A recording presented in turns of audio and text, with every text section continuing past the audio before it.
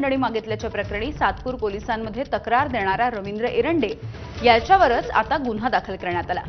NGO संचालक तथाकथित पत्रकाराकडून 100हून अधिक महिलांचं लैंगिक शोषण झालं असा संशय व्यक्त होतोय। आपल्याकडे 4 जण खंडणी मागत असल्याची तक्रार 2 दिवसांपूर्वी एरंडे यांनी दिली होती। अश्लील व्हिडिओ व्हायरल करण्याची धमकी देत खंडणी मागणाऱ्या 4 जणांना याआधीच पोलिसांनी अटक केली होती।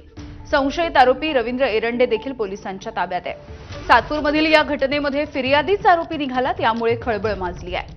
त्याच्या टॅबमध्ये 87 व्हिडिओ देखील सापडल्याचं प्रकरण उघडकीस आलंय। तर 4 mobile, 2 pen drive, 1 memory card देखील पोलिसांनी जप्त केलाय। गरजू महिलांना नोकरीचं आमिष दाखवून शोषण केल्याचा आरोप देखील या आरोपी रवींद्र एरंडेवरती आहे। नाशिक आणि इगतपुरीमधल्या हॉटेलमध्ये अत्याचार करून गुपचूप चित्रीकरण केल्याचा संशय देखील पोलिसांनी व्यक्त केला आहे। भोंदू अशोक खरातच्या कथित स्वीय सहाय्यकाची चौकशी आता सुरू करण्यात आली आहे।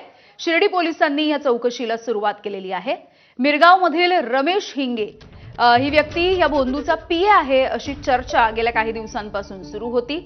रमेश हिंगे याच्या नावावरती देखील समता पतसंस्थेमध्ये खातं उघडण्यात आलंय। शिर्डी पोलिसांकडून अनेक खातेदारांची चौकशी सध्या सुरू आहे आणि यामध्येच अशोक खरात याच कथित स्वीय सहाय्यक रमेश हिंगे याची देखील पोलीस चौकशी करतायत।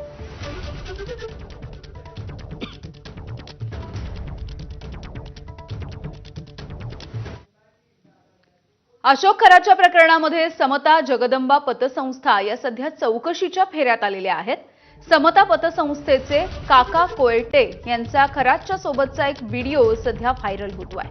समता पतसंस्थेचे संस्थापक काका कोयटे खरातच्या पाया पडत असल्याचं या व्हिडिओमधून समोर आलेलं आहे।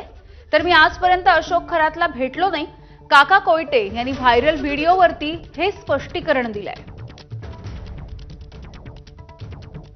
कोण अशोक खरात, कोण कॅप्टन, कोण भोंदू ते आत्ता ओपन झालं, आम्हाला माहितीही नव्हतं। ते नाशिकमध्ये तो कार्यक्रम, तो फोटो पाहिल्यानंतर मी त्याची पडताळणी केली आहे।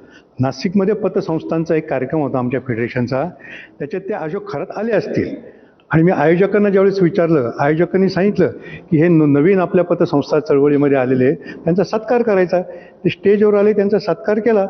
आता पाया जर मी त्यांच्या पडलो असेल, हिंदू संस्कृती वयाने छोटे जरी असले तरी हिंदू संस्कृती एकमेकांच्या, आता वारकरी संप्रदायामध्ये लहान जरी असलं तरी एकमेकांच्या पाया पडतात।